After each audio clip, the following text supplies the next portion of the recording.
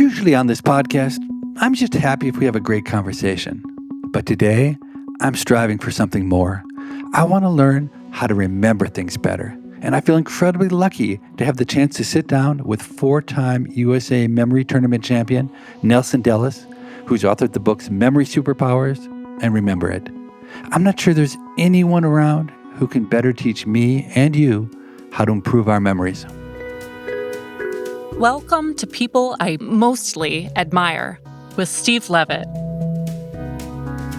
Since this episode is about memory, let's test our memories.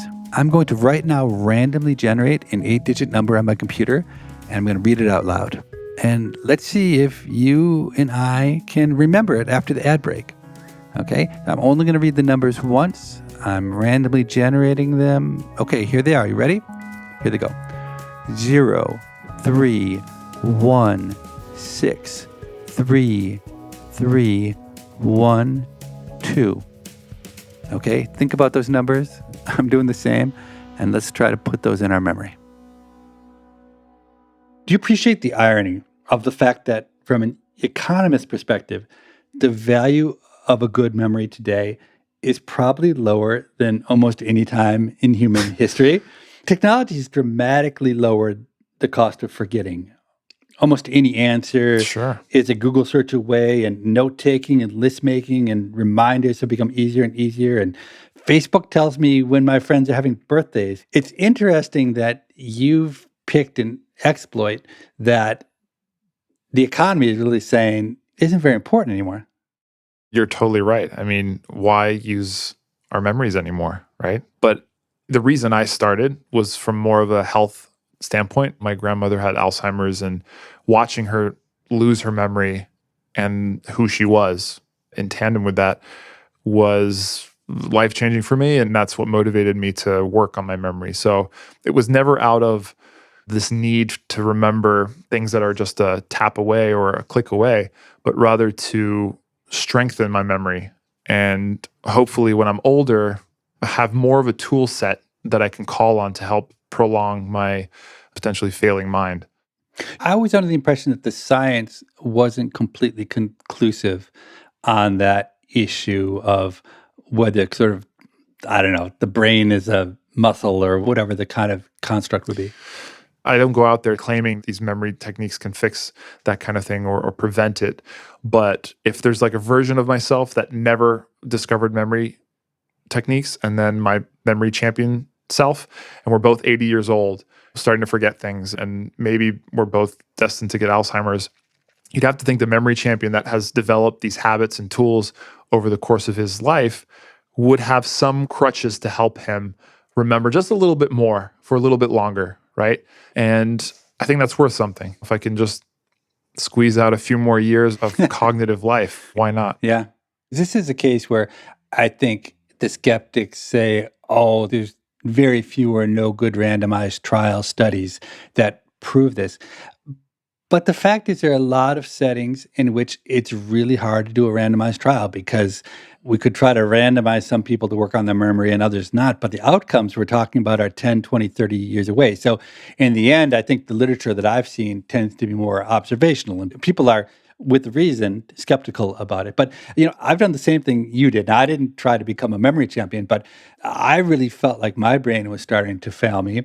And so my take on it was to try to do trivia. So I was really good at trivia as a kid and then hadn't thought about trivia in 35 years. And I joined a trivia league, and I thought it would just be a thing where a few minutes a day I would think about it. And maybe it would make my brain a little more supple. Instead, I got completely and totally obsessed with it. And now I actually spend a lot of time trying to memorize things, which is what made me so interested in talking to you.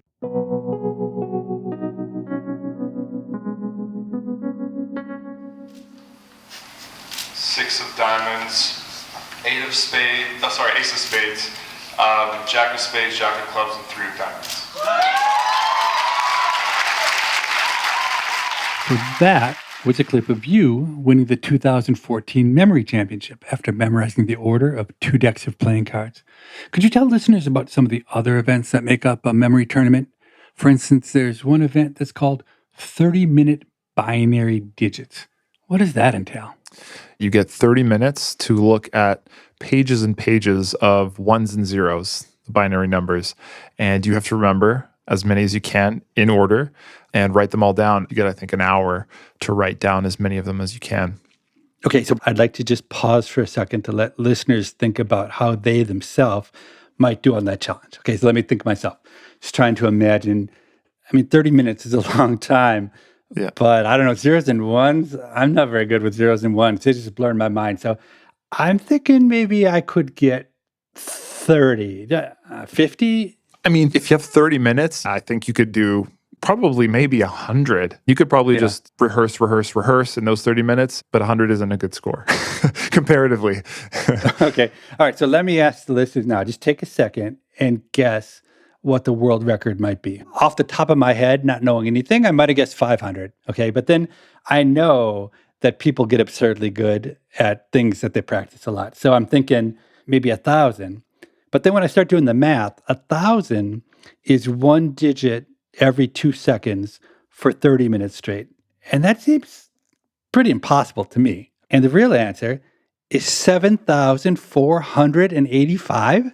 Yeah. 7,485? Are you kidding me? That's 4 digits memorized per second for 30 minutes and then regurgitated. That doesn't even make sense. Okay, let's do one more before we get into answers, because I know you're going to clarify all this for us and how this is really actually quite easy. Let's mention one more event. That's called 15-minute names and faces. What's that all about? So you get basically a packet of printed headshots of people of all types of ethnicities and backgrounds, and they have a first and last name printed under them. So they're actually quite difficult at international competitions because you could have a Chinese first name and a German last name. And you get 15 minutes to study that, and then afterwards you get the same packet, the headshots are jumbled, and you have to basically write the correct names under the right photo. Okay, and how is the scoring done in that event? Every individual name is 1 point. First name gets you a point and the last name gets you a point. Yeah. If you only know one of them, that's okay. You still get That's 1 okay. point. Yeah. Now, so you just happened to hold the U.S. record in that event. Mm-hmm. And what is that record? 235 names.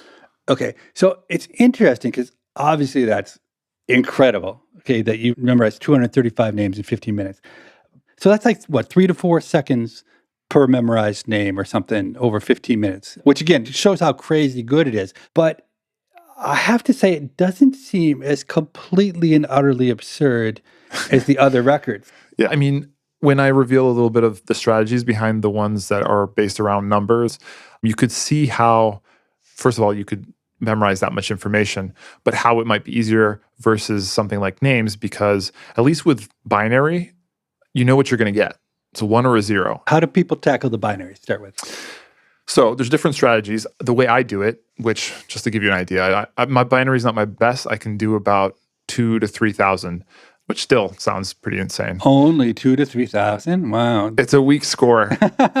But basically what I do is I'll take every 3 binary digits and turn it into a regular digit. So if you think about, it could be 001, 000, 010. There's 8 possibilities of combinations, right? So I basically assigned each of those combos a digit 0 through 7, 0, 1, 2, 3, 4, 5, 6, 7. So for every 3, I'm actually compressing it into 1 digit that I can read as a normal number. So then I have a whole number system for regular numbers that allows me to memorize 8 digits at a time. So basically 8 times 3, I can memorize 24 binary the same I could 8 digits. So it spans a lot more and allows me to travel more distance in terms of how much I memorize. And how do you do the 8? I use a system that's person, action, object. I have a system where I can turn any 3-digit number into a person. So 3 digits, there's 1,000 of those. So you have 1,000 people in your head that go with each 3-digit. So 472 is somebody for you. That's John Kerry. 811? 811, that's Sharapova, the tennis player. Picturing the person that's a lot more memorable than the 3 numbers in a row. That's the idea behind it. Okay. Okay, great. So that gives you 3 of the numbers, so you still have 5 left. And then the next 2 digits are an action. So I have 100 actions that are represented by any 2-digit combo. What's 1? What's number 1? Well, it would be 01 if that's... 01, yeah, 01, yeah. So that's wielding an axe, like swinging it down. So if it was 811, Sharapova, 01, it would be Sharapova wielding an axe.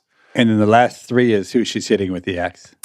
Almost. It's an object. So it's... Oh, an object. Okay, an object. Yeah. I have 1,000 objects, but they're related to the person that is also that number. So like if it was Sharapova, if it was another 811, 811, her object, she was doing like a camera commercial back in the day. So I always associate a camera, like a handheld point and shoot, to her if it's an object. So if it was 811, 01, 811, that would be Sharapova like axing a point and shoot camera. And that visual is a lot easier to remember than that slew of 8s and 1s and 0s. Oh, I see. So the three-digit number that goes with the person and with the object, you've actually linked those two already in your mind. But what happens is if it's 81101 and then 247. Yeah, so 247, the object/person is the little face hugger alien thing from the movie Aliens. Okay. If that was 81101 247, it would be Sharapova axing one of those face hugger things. Okay. Awesome. So that gets you 24. But the thing is, you're going to do that 100 times to get to your number. How do you tie them together? So this is where a lot of us top memory athletes will use a technique called the memory palace. And we're effectively taking locations that we know, like our house or our apartment or school, places that we're familiar with, and basically populating places around that place with these images. And we're mentally walking through that place as we memorize them. And then when we recall them, and that structure keeps the order. It sounds kind of crazy, but it works phenomenally well. To be really clear to people who haven't heard about it before. So you start at your house at the front door or something.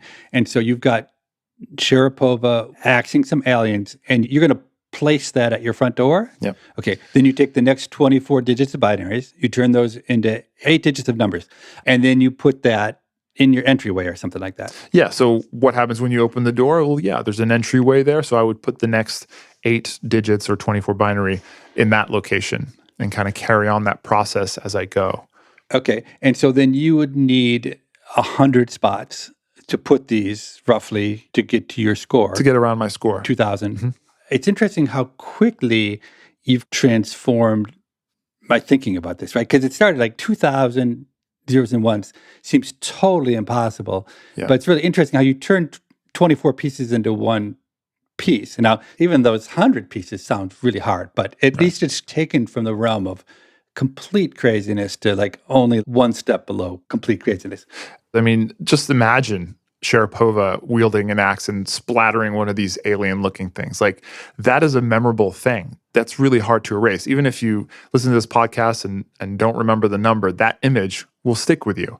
And that's what I've learned effectively as a language for numbers, that when I see all those numbers, it's instant. It's a feeling. I've learned it to that point where I'm fluent in that translation.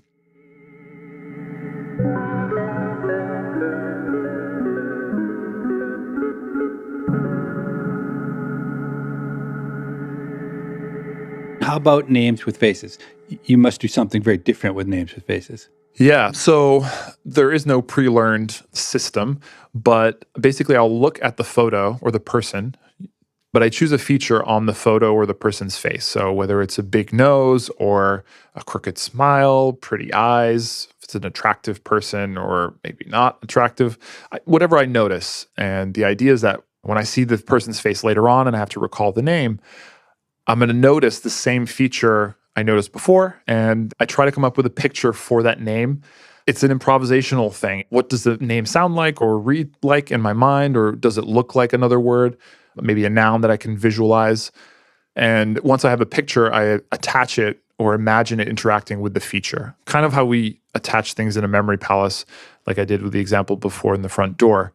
There's no real geography associated. There's no journey. They're just in your head somewhere. Yeah. They're tiny little memory palaces on each person's face. I know you're really social, and I'm guessing a lot of the other competitors in the memory championships are probably a lot less social than you. Do you think that gives you an advantage in this domain, why you're particularly good at names and faces? I would say I'm an introvert, but I do have a lot of outgoing tendencies as well. I think also having grown up speaking other languages helps. My parents are French and Belgian, so we grew up in Europe, and my parents spoke French to each other. My mother spoke Dutch to her relatives. French was my first language. And then when we moved to Miami, Spanish was all around. I'm not fluent in Spanish, but I know it pretty well. We were always in international schools, so that helps a lot when trying to pull from associations when dealing with words or names that I'm trying to memorize. And now that I've also learned Dutch, or still learning Dutch, rather, I have an even greater pool. So I tried to learn German as an adult because my wife is German, and my goal was to be semi-fluent in a lifetime, and I still haven't achieved that. German's a tough one. So I knew a little bit about memory palaces from Josh Foer's book, Moonwalking with Einstein, which is an amazing book. And I tried to apply that to language. So I tried to build memory palaces. And in that setting, it didn't work very well for me. So my strategy, maybe a bad one, was I tried to take a bunch of German verbs that began with the letter A, and I wanted to put those in a particular memory palace with their English translation. And then I wanted to put the B's in some other memory palace in the C's. And I think the problem was I was trying to put two pieces of information in there, and I just kind of gave up. Do you sense that's the wrong strategy when you're learning languages? Yeah, I do. Memory palaces aren't always the most effective technique to memorize something. In fact, I'd say they're best suited for things that need to preserve order in some way, because that pathway that you walk through is what's keeping the structure. So the order of numbers, the order of a deck of cards, or a sequence of directions, memory palace is great. But then when you come to something like language where it's fluid, you don't know what words you're going to have to access. It doesn't work like that. Someone may say something and you don't want to go look it up in your memory palace. That's so inefficient. So the way I approached it is kind of like names and faces, where there's a face and there's a name, and you want to connect them. And that's what you want to do with a word or a verb or something that you're learning. Is you have this foreign word, and then you have the definition or the image that represents what it means. And it's actually probably better to not think of the English word or whatever your native language is translating it to, but the image of what it represents. And then just attach those things somehow. Let's say we're talking about a dog. In French, it's a chien. So maybe if you want to memorize that chien, if you look at the word, it looks like chain in a way. So you would somehow attach this chain to a dog. That seems kind of logical, but I'd imagine every time I see a dog just wrapped in chains, and that will help trigger this cue that, oh, the French word for dog or the image of a dog is chien. You're listening to People I Mostly Admire with Steve Levitt and his conversation with memory champion Nelson Dellis. After this short break, they'll return to talk about how mountaineering is similar to memory challenges.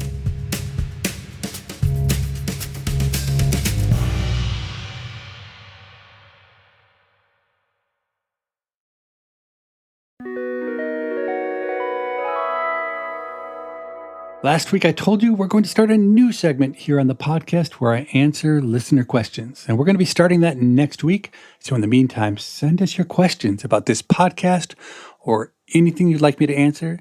And the place to send those questions is to our email address, pima@freakonomics.com. That's PIMA@freakonomics.com. If you've already sent your questions, thank you. We've got great questions coming in, and we're excited to hear more. Now, back to my conversation with Nelson Dellis. So I read 8 numbers aloud at the beginning of the show.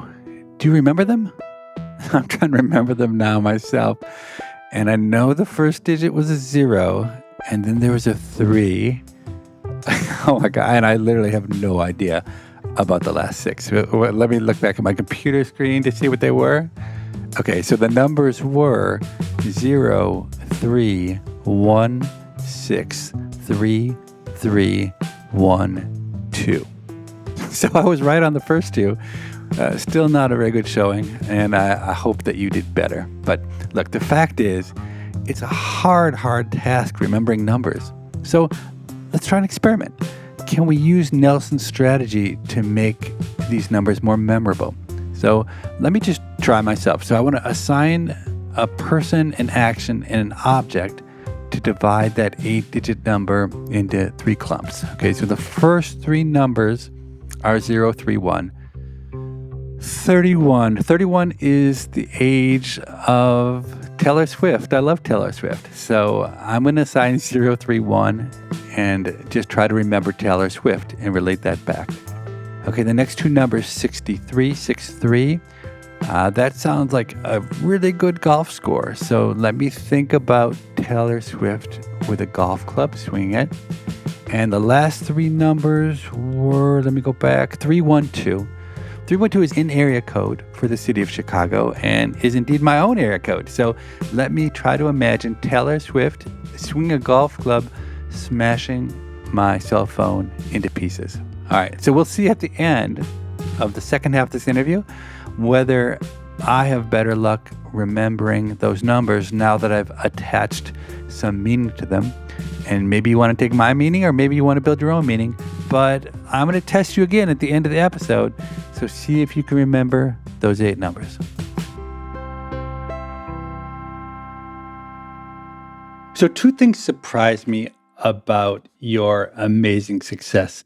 The first is that you claim to have only an average memory before you started doing this, which, like, are you just making that up? Is that real? I'm telling you, it's the way it is. Like, a caveat is I may not have had a good memory, but I had a really good work ethic for something that I was passionate about. And that obviously shows with this memory stuff. That was really important to me. I spent tons of time on it, but I've taught many people how to do a lot of the things that I can do. Maybe not to the championship level, but they were able to get to a really high level of improving their memory with just some of these basic techniques.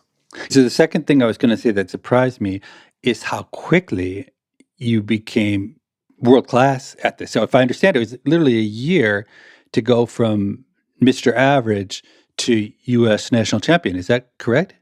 Yeah, it's not like tennis. If you want to be ranked top 10 in tennis, there are hundreds of thousands of people playing tennis, right? Possibly millions. And to be the top, it's not just practice at that point, right? You got to have something that sets you apart. With memory, it's still relatively new of a sport. So I think, especially at the time that I joined, the bar to aim for to become a memory champ or a record holder wasn't that intense. In economics, the Economics Nobel Prize is a little bit like being the U.S. memory champion in that it seems like, wow, it's really competitive. But when you actually start doing the numbers, there aren't that many people who get economics PhDs from elite institutions, then you got a lot of years to do it. So I think I did a calculation at one point, and it turned out that roughly the chance of winning an economics Nobel Prize, conditional on completing a PhD at a top university, was more or less the same as winning a gold medal in luge, which, again, is not the most competitive thing in the world. But still, I mean, the fact is, there were hundreds of people, if not more, trying to do what you were doing, and you were just better. Did you come up with any tweaks that other people hadn't thought of that gave you an edge at all? No, I borrowed a lot of what were the hot or trendy strategies at the time. It was this PAO, person, action, object, but that 8-digit system is the way I developed that, I think, is my own take on it. And a lot of those strategies that people use in these competitions, they've been the same for a long time. Occasionally, someone will come up with some slight modification that yields insane results, and then everybody will switch over. But then maybe it's not the best for everybody, and they'll go back to the original method. I'm surprised that when people come up with innovations, their first reaction is to tell everyone else how they did it. Wouldn't you think you'd keep it secret for a while and make people wonder? That's the strange thing about this sport. You know, everybody's very open with their strategies. I don't think anybody has anything that they say, oh, I don't want to tell or reveal what I'm doing. In fact, people who do that, a lot of us think that there's something going on. Maybe they're faking it or they're doing some magic and not being honest. But I think a big part of it is that we know that they're not quick, easy fixes. It takes a lot of practice and time to perfect it, and not many people will do that.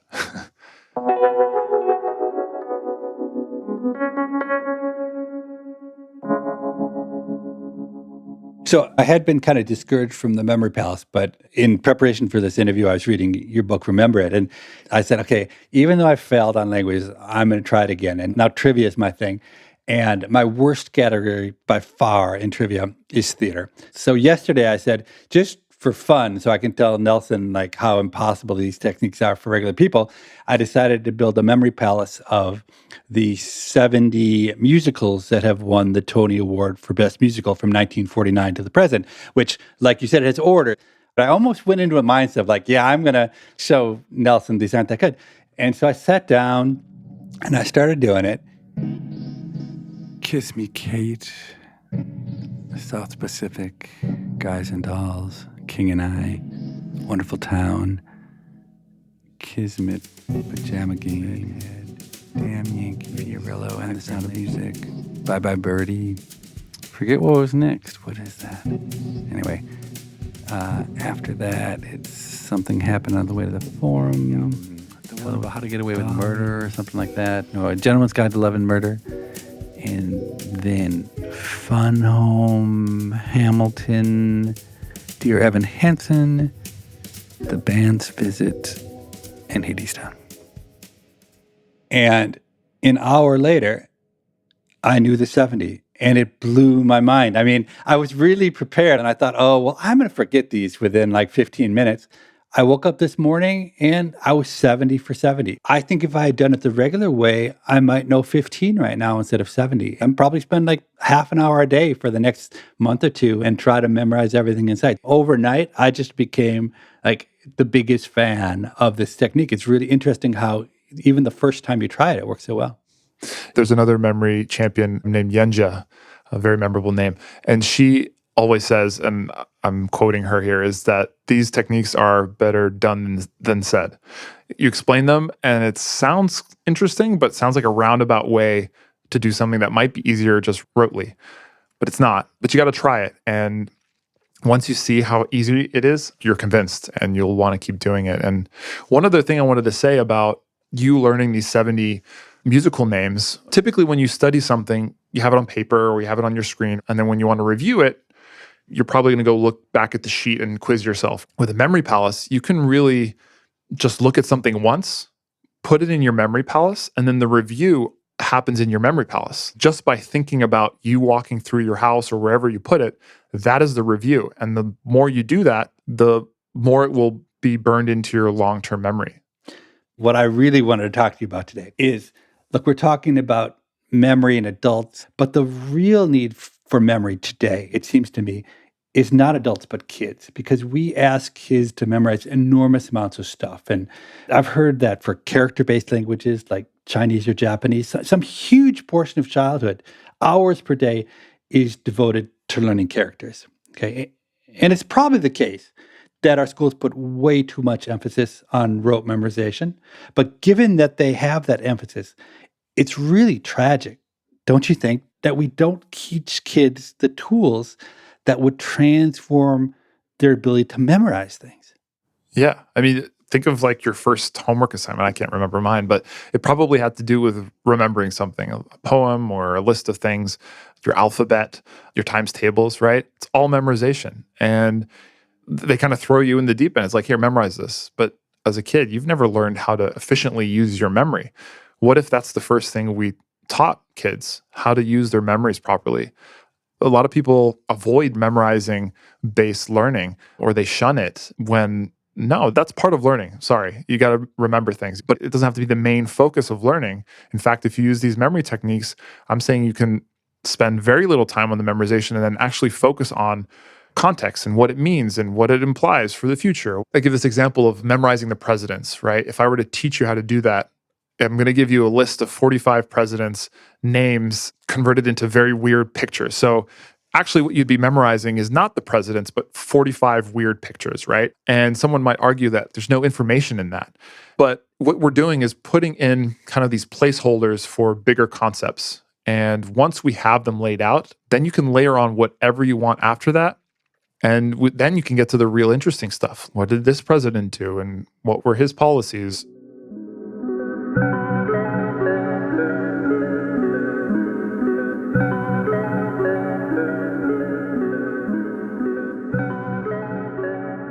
You've been tempted to climb Mount Everest 3 times, once getting a few hundred feet from the summit, and another time almost dying on the way.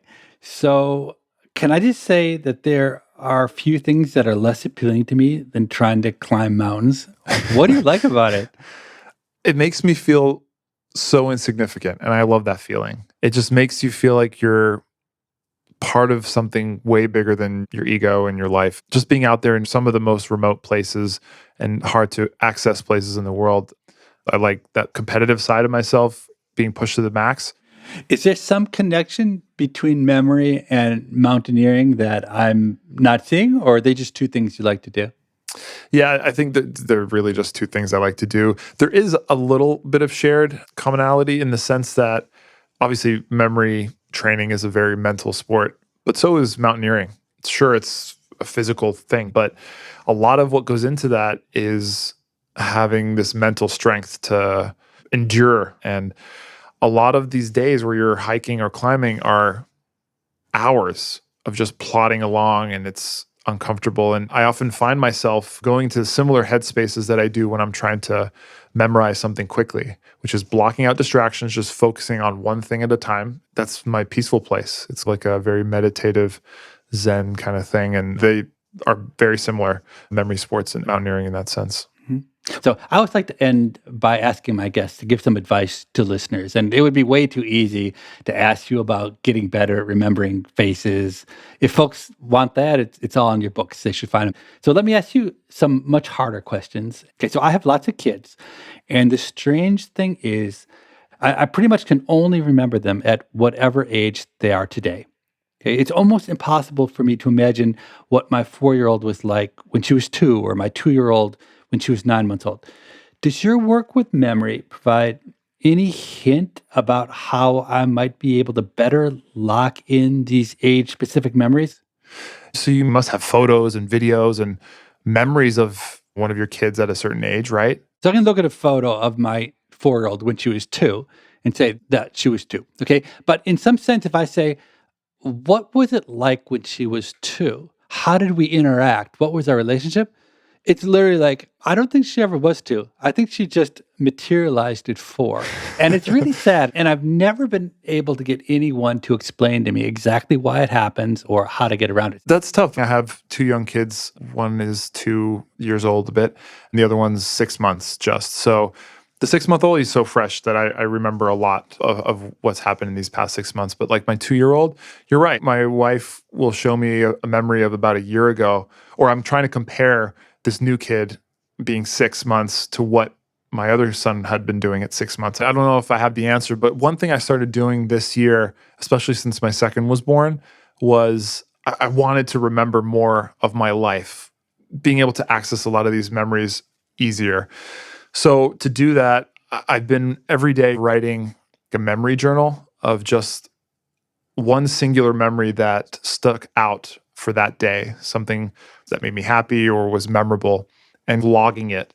I have a spreadsheet going, and I refer back to it, and that frequent access, and also the reflection that I give myself at the end of each day for 3 or 5 minutes actually helps with that process. With COVID and lockdown and everything, every day almost seems the same. So trying to find that unique thing actually helps separate a lot of the blurriness that happens because of this mundane time that's been happening. I don't want to end up like my grandmother who lost the memory of herself and her life, because I think ultimately memory is who we are. That's what makes us human. And without that, who are we really? Okay, so back to those 8 numbers that were so hard for me to remember at the break. Can I remember them now? Well, I definitely remember very vividly that Taylor Swift was using a golf club to destroy my cell phone. So can I map those back to the numbers? I picked Taylor Swift because she's 31 and the golf score I wanted to shoot was 63 and my area code is 312. So the numbers were 03163 Wow, it's so much easier. These tools are really, I have to say, amazing. It's mind-boggling how well they work and how hard it is to remember numbers in the abstract and how easy it is to remember people and places and things. So I hope you give it a try in your life. If you use it and it works or it doesn't, I'd love to hear about it. People I Mostly Admire is part of the Freakonomics Radio Network, which also includes Freakonomics Radio, No Stupid Questions, and Sadir Breaks the Internet. This show is produced by Freakonomics Radio and Stitcher. Morgan Levy is our producer, and Dan DeZula is the engineer. Our staff also includes Allison Craiglow, Mark McCluskey, Greg Rippin, Emma Terrell, Lyric Bowditch, and Jacob Clementi.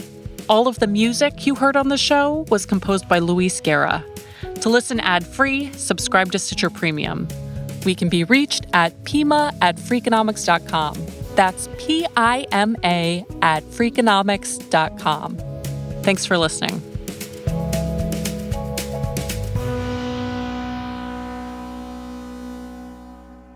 I would get a girl's number and I wouldn't write it down. But then when I texted her later, that was impressive to her. He actually remembered it.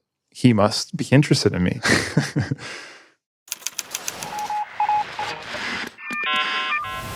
The Freakonomics Radio Network.